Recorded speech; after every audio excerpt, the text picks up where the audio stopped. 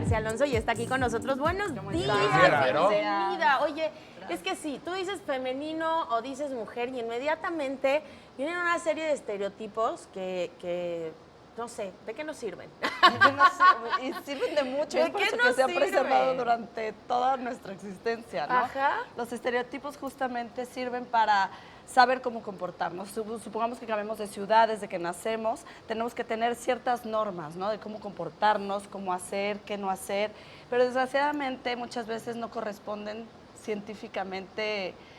No tienen ningún argumento científico, son simples creencias que nos va transmitiendo la familia en un principio, ¿no? Se forman en la familia, se transmiten, se divulgan, se comparten y entonces desde que nacemos tenemos como cierta normatividad a seguir. Y muchas veces realmente no es lo que nos conviene como sociedad actual. Tal vez nos sirve como de principio, pero para desenvolvernos realmente de forma auténtica nos impide mucho como género, ¿no?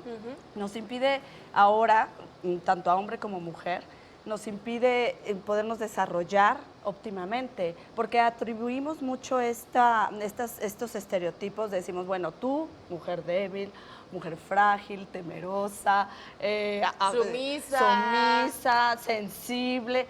Esto nos impide muchas veces a crecer y a desenvolvernos a veces laboralmente, por ejemplo, porque dices, no, al fin está en sus días, ¿no? Y no, es que, ya sabes, al fin mujer. Y entonces laboralmente nos impide como desarrollarnos óptimamente y el hombre cuando es todo lo contrario, ¿no? Es el poderoso, es el agresivo, el que puede ir a buscar.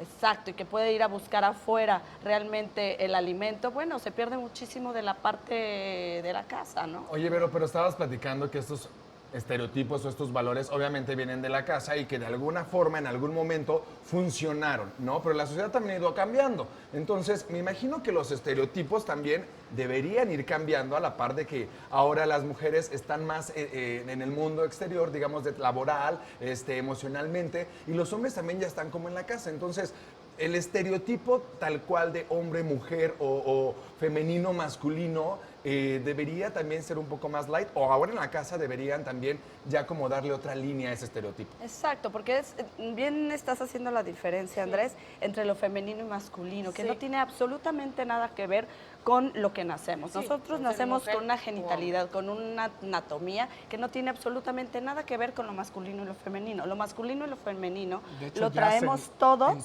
exacto, ¿no? Y lo desarrollamos. O sea, si yo tengo una mamá, un papá que está constantemente sacando lo mejor de mí y saca la parte masculina y la parte femenina, bueno, es un ser más completo, ¿no? En cambio, si nada más me concentro yo como mamá, educadora, a decir, tú, niña, concéntrate a servir, a hacer cosas de lo que corresponde en la casa, a cocinar. Bueno, probablemente le estamos mermando muchísimas facultades masculinas que podría desarrollar. Y justamente es estar intercambiando constantemente roles en la casa, porque los estereotipos se basan en estos roles que vamos nosotros dándole a los hijos desde muy pequeñitos. Y es momento en que podamos cuestionarnos y decir, ¿sabes qué? No tiene nada que ver. Científicamente se aprobó que no hay ningún estereotipo cierto, son simples creencias. No, y además lo hemos tratado contigo en el sentido de, sobre todo en el hogar, las actividades son actividades, no tienen que ver con un género o con nada, simplemente hay que hacer esto y como hombres y mujeres que participamos en un hogar tendríamos que apoyar de igual manera, ¿no? Exacto, bien lo dijiste, Johnny, porque son simplemente habilidades. Habilidades que siempre te van a dar más para trabajar afuera o adentro, sin perderte nada. Ay, Verónica, muchísimas gracias. No, al contrario.